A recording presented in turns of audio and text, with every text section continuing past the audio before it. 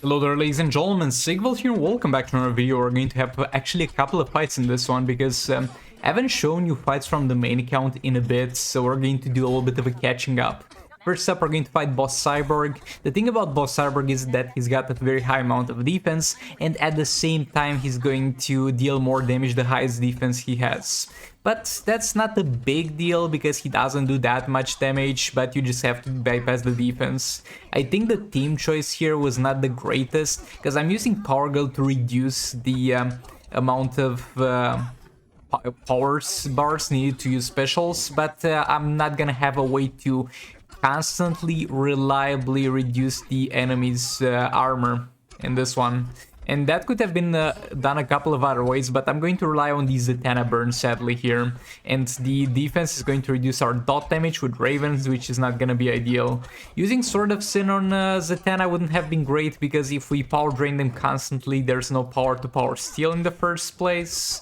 And I think, yeah, Classic Superman would have been the best choice here.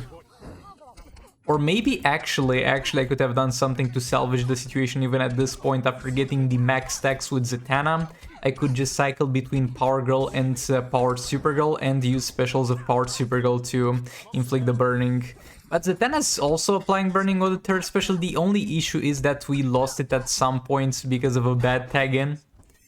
So yeah, we actually failed to one-shot with Raven Beta Club sadly. But it's okay, we're going to catch up in the next fight. We're using Classic Superman plus Mr. Freeze, Beta Club on Mr. Freeze. Classic Superman will have level 10 Sword of Salvation to help us power generate. And we're going to have a level 10 Sword of Sin on Classic Wonder Woman to give us passive stats. I have like a level 7 Trigon Staff, but it's still giving less than a level 10 Sword of Salvation. So at level 8 I'll eventually swap that in for the passive bonuses. Also can't wait to use that in Arena, like it was broken at like level 3. You guys remember, I did at some point on the stream, where we just put something to press spacebar and the fight won itself because of the Trigon Staff. I mean, for the most part you still need to deal the finishing blow, but if you put Darkseid in there, Darkseid can finish it. Trigon Staff is so great and would be amazing if we had something like survival mode. But in Soul Rage is worthless except for the passive stats. But yeah, Mr. Freeze here is going to deal 6.7 at peak performance damage here. And it's most likely gonna be enough. This man is immune to stun and freeze, so it's gonna be a little bit harder to freeze him, because while we do have a chance to freeze enemies that are immune to freeze, it's gonna be not the most reliable thing in the world. Finally got frozen again, jump attack 6.7 mil. And that's gonna be it for Cyborg. He's a bit annoying, he's definitely a bit annoying. And we get trash rewards. I think the most annoying thing about Cyborg is for new players or players who don't have a huge roster to depend upon, the fact that he's got a nasty damage cap. You're going to use Nora Snowglobe, Kinfla, and Sakuman, and by the end of the fight, if you do everything perfectly, you're going to like deal at most 15% of his health or something like that. It's to the point where it seems like it's almost bugged. You deal so little with Kinfla and Sakuman third special. Next up, we're going to fight Power Girl. I have Sword of Salvation on Predator Batman, Sword of Sin on EPI, only for passive stats, and Harley will be with level 6 Dark Metal cards and the 500% crit damage build. And we're gonna deal slightly reduced damage compared to other fights, because we're at a class disadvantage, and while this doesn't matter a lot for a lot of teams, for the League of Arcade matters a bit more. Again, not something that you should actively try to avoid, but you're just gonna deal slightly less damage, because it's like a quadruple reduction. It reduces your base damage by a bit, which reduces the dot damage by a bit, which is further reduced yet again by the class disadvantage. So they're going to get double, triple, quadruple hurt by this, but it's a small amount. It doesn't matter. And yeah, it's pretty straightforward gameplay. By the way, the gameplay on this is going to be a bit sloppy, like on all the fights. It's not going to be peak performance gameplay, because as I said, my graphics card got fried. So currently I'm playing on the laptop, which is hooked up to the monitor, and I didn't have the proper settings for the emulators. Now I really juiced them up and I gave them all the resources they needed to run Just Immortal properly, and it seems like I'm not gonna experience lag any further, but those fights were done before that, so just keep that in mind. Also, Martian Manhunter is, again, not doing much. You just need to not underestimate him if you're trying to combo and drop him. Because you're going to go into this, this man is easy to combo and drop, but it's not that easy. He's definitely manageable, but he might surprise you a bit because he's got fast enough basic hits. Brought in their super move. Combo and dropped again. Just vibe checked if the cat's still got enough food. Yep. He's got still a bit to chew through before I give him a little bit more food. Got him in the corner here. We're just gonna need to combo and chop him and get those high dot values. 31 mil seems to be the peak performance. I messed up the combo interruption, but with Grodd you have such a nice failsafe when it comes to messing up, because you got the super shield. So the super shield, as far as damage is concerned, I was not gonna get that heavily damaged anyway because I'm reducing his attack, but it's going to allow me to not get pushed too much back from the corner. Grodd is also gonna heal himself, so that's nice. No need to worry about that. Let's keep combo interrupting him. Combo interrupt again. Yeah, this is not the ideal fight. Like with this level of artifacts, we should have finish this fight with like 40 seconds left, but look, a one-shot is a one-shot. Now with Boss Trustus, I'm gonna use the exact same team because it was the pip reset and I got to use the teams again, but in order to not repeat myself talking about the team itself, I'm going to talk about how to handle the boss. So the only thing that you need to worry about is that constant hazard that's going to fly around. It doesn't seem to scale too well with the heroics, because it doesn't seem to deal too much damage to me, but again, I have very high level passive stats. So if you're struggling, if that tornado is dealing too much damage to you, you might want to lock this man into an infinite combo if you can. You can do, if you're using, let's say, Confluent Sacrament to just deal percentage shell damage, and you can't combo interrupt either because you're unable to, or because the tornado is killing you while doing it, use Firebox on Dr. Fate and push him to the corner and only tag King for third special. If you don't have the Firebox, you can still combo interrupt him in the corner with any Grodd character with the same combo. 3 hits, swipe back all blocking, swipe right, 3 hits, swipe back all blocking, swipe right, but you need to get him in the corner before doing that for that to work. And if you mess up once, you're done for. But yeah, pretty much just try to survive. Tornado's relatively slow moving, so you can kind of move around the field to try and avoid it.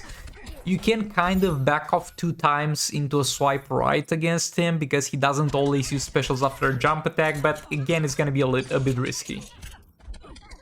Next up, Mr. Freeze for our cleanup fight. It's basically what the League of Anarchy left.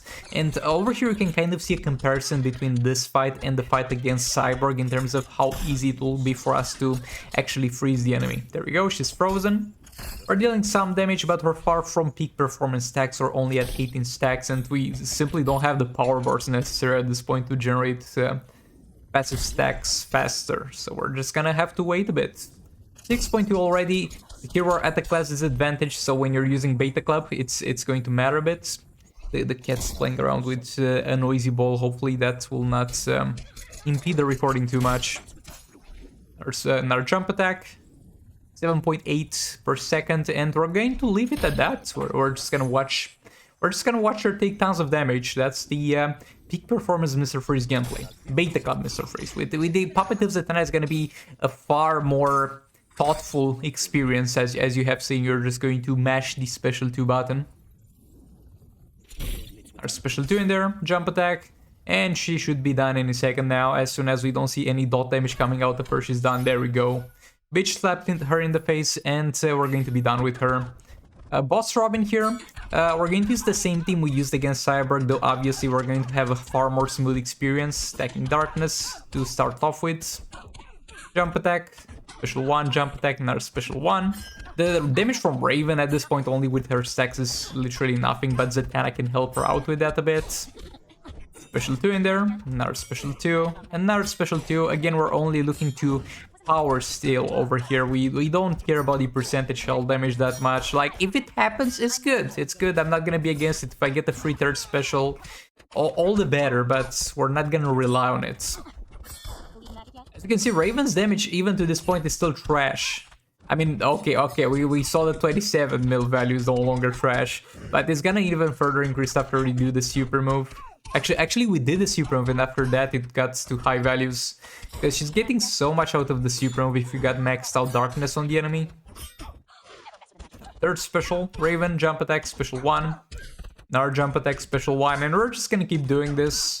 You kind of need to use a special after Raven jump attack, because she's not gonna be able to block soon enough, and she will just get hit if you jump block.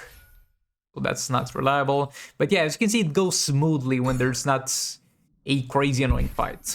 Now with boss Starfire, she is crit immune. And that's about it, she deals some damage. But again, I don't think it scales properly. Let me know if the scaling of this type of damage is currently bugged or it's always been this low. But my dude, this is heroic 7. I simply remembered, like, I don't mind it. Don't get me wrong on this one. I don't mind it. I love taking so little damage from Starfire. But I remember it being a little bit higher. Like, I'm not complaining, I'm just asking a question.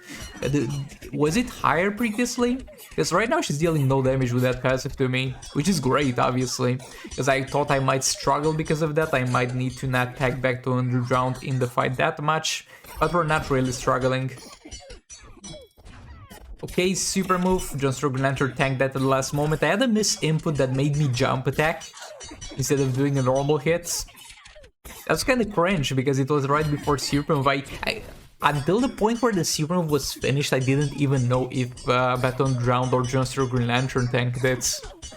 But yeah, we're just gonna keep her in the corner on the Dark Metal Cards area, tagging in Battle Laughs from time to time to get some power generation in there, some crisis energy generation in there. Let's keep combo interrupting her. And I did mess up a fair few times in this fight. As I said, I'll play a bit better because I got the emulators fixed up after those fights in this video. But this could have been better. This could have been better. Not sure if we could have killed her, but this could have been played better. Super move, and I think we also got one small dot value at the end there. So we're going to use Manta to finish this off. I'm going to use Dark Metal Cards on Manta, which is kind of weird because I'm always using the Joker as veterans. That artifact is so good on him, but I kind of wanted crits. We have Flash in there to give us that one additional fast attack hit, and Green Lantern, which was kind of useless because the shield is gonna go in no time. Super move. It's gonna tank her super move. Manta back in there. Got her back in the corner. Manta back in. Combo interrupt. Combo interrupt again. 700k seems to be the highest single value. And you time that 3 and when it's a fast attack hit, and I messed up. From this point on, we're going to try to play it more safely. To an extent, like relying a bit on the stun on the third special when we can. But yeah, that's about it. The rewards are garbage. Thanks so much for watching, and goodbye.